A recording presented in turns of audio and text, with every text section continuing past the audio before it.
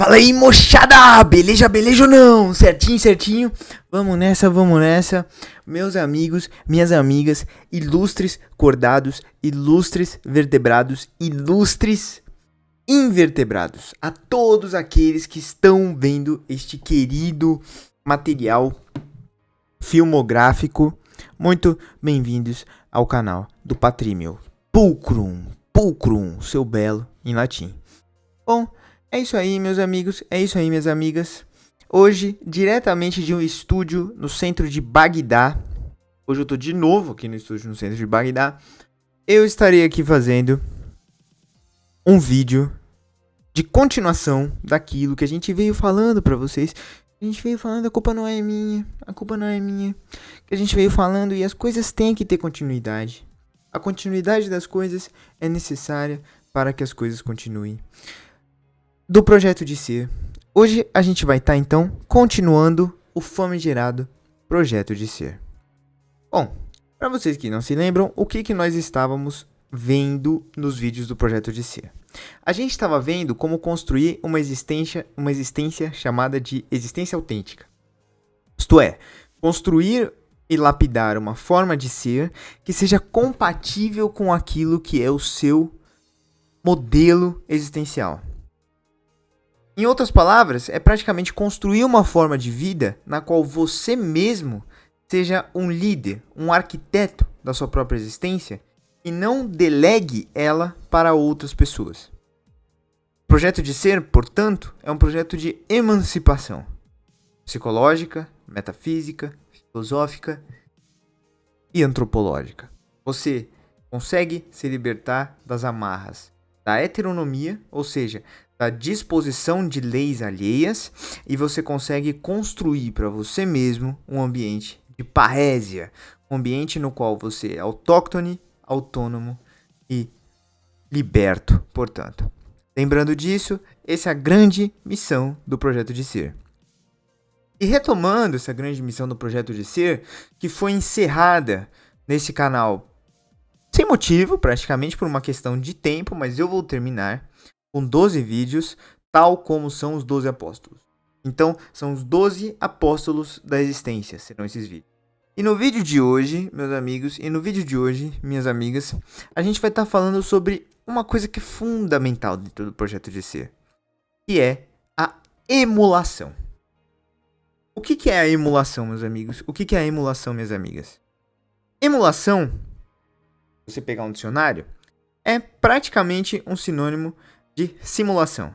Então, você pega um determinado conteúdo e você transmite ele de forma exemplar, de forma idêntica e de forma contínua em outro mecanismo que não seja aquele original. Um emulador de games, por exemplo, é justamente uma ferramenta multimídia na qual se coloca o conteúdo de um determinado console em um outro determinado console ou em uma outra determinada máquina. Esse conteúdo é replicado exatamente. Esse conteúdo ele é simulado, certo? Então, meus amigos, minhas amigas, emular é justamente simular. E simular é imitar, certo? É imitar de uma forma reprodutiva, né? É imitar de uma forma projetiva. Você vai lá e você projeta, Patrícia. Projeta aquilo que é uma determinada coisa em outra.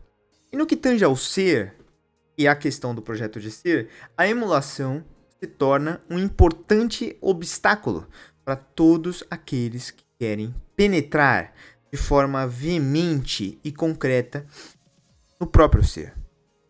Por quê? Porque o tempo todo a gente está ali se confrontando com os ídolos. A gente está ali o tempo todo se confrontando com aqueles que se dizem melhores e que se dizem parâmetros do que se deve ou não ser. Então, a emulação consistiria justamente em tentar imitar este ou aquele indivíduo que se diz imitável, que se diz determinante, que se diz importante para que se siga um caminho concreto. E assim, imitando, você consegue, como eu posso dizer, se estabelecer em um padrão acima na existência humana. Você consegue subir subir um dos níveis daquilo que é a estrutura social concebida. Usando uma frase de Bourdieu, que não é uma frase, na verdade é um conceito, você ganha capital social. No momento em que você emula, você ganha valor dentro dessa máquina, sociedade, certo? E qual é o problema metafísico da emulação? O problema metafísico da emulação é que muitas vezes, em grande parte das vezes, Patrício, grande parte, isso mesmo, em grande parte das vezes, grande parte mesmo, Patrício, não, quando eu imito meu papai me mostra que é bom imitar ele. Isso aí, grande parte das vezes. De novo, mais uma vez, eu tô aqui repetindo. Então, assim, em grande parte das vezes, essa emulação ela se torna ali uma grande ferramenta para que um outro ou uma outra consiga penetrar, suavizar-se dentro do extrato social. Assim, meus amigos, assim, minhas amigas, se a gente for parar para pensar, a emulação acaba muitas vezes sendo um fator deletério, sendo um fator negativo para que uma pessoa consiga conceber o seu projeto de ser. Um grande economista do início do século XX, finalzinho do século XIX, início do século XX, de uma tal de escola histórica alemã, chamado Thorstein Veblen, ele, em um livro chamado A Teoria da Classe Ociosa, ele elabora um termo chamado consumo conspícuo. O consumo conspícuo é, antes de mais nada, um consumo de emulação. Então, é um consumo no qual as classes sociais compram determinados bens, determinados serviços, para que eles consigam parecer e se manter dentro de um extrato social mais elevado. Ou melhor, para que eles consigam parecer de um extrato social mais elevado. Às vezes as pessoas são, às vezes as pessoas não são. Então, o consumo conspícuo, também conhecido como consumo ostentatório, ele é justamente esse consumo para que você consiga se mostrar dentro de um extrato social. E muitas vezes, as classes mais baixas, elas emulam estar dentro das classes mais altas por meio desse consumo conspícuo, que é um consumo para ostentação. Então, o consumo conspícuo, ele é uma importante ferramenta para que as classes operárias, as classes mais baixas, que não são ociosas e não determinam os meios de capital, consigam simular uma condição de vida melhor e assim ganhar capital social. Só que qual é o problema de tudo isso? O grande problema de tudo isso é que no momento em que você começa a imitar um outro extrato de existência, imediatamente você deixa a sua existência em stand-by. Você deixa a sua existência em suspensão. Por quê? Porque ao imitar a existência do outro, você perde uma dimensão que é a própria construção dos seus valores e da sua existência. Você para de pensar naquilo que é ótimo para você. Você para de comprar, no nosso exemplo do economista, aquilo que é bom e útil para você naquele determinado momento. Mas você começa a comprar coisas que são necessárias para que você pareça de uma outra classe social, para que você emule essa outra classe social. Isso é estupidamente deletério. No entanto, apesar de parecer somente ruim a emulação, muitas vezes a emulação pode ser usada como um importante princípio para mudança e para transformação. Quando é que a emulação é positiva? Então logo. A emulação ela é positiva, especialmente no momento em que você usa ela como uma escada para o seu projeto de ser. Então você toma como partido uma existência que você ache legal, uma existência que você ache interessante, uma existência que você acha autêntica e rumada à felicidade, e aí você começa a simular aquela existência dentro da sua vida. Você começa a copiar, você começa a emular essa existência dentro da sua vida. No momento em que você começa a emular essa existência dentro da sua vida, você vai construindo uma arquitetura basilar, ou seja, uma base arquitetônica psicológica, para que você comece a construir, a partir dessa base, a sua própria existência. Então, muitas vezes, a emulação, quando usada de forma propícia e não de forma ostentatória, consegue ser o primeiro passo para que se tenha um projeto de ser. Então, meus amigos, minhas amigas, podemos concluir que a emulação tem dois diferentes vieses. Primeiramente, um viés negativo, que é um viés de apagamento do ser. No momento em que você começa a emular uma pessoa sem refletir sobre o porquê você está emulando e seguindo a emulação pelo fato dela te ceder capital social, você está diminuindo o seu ser.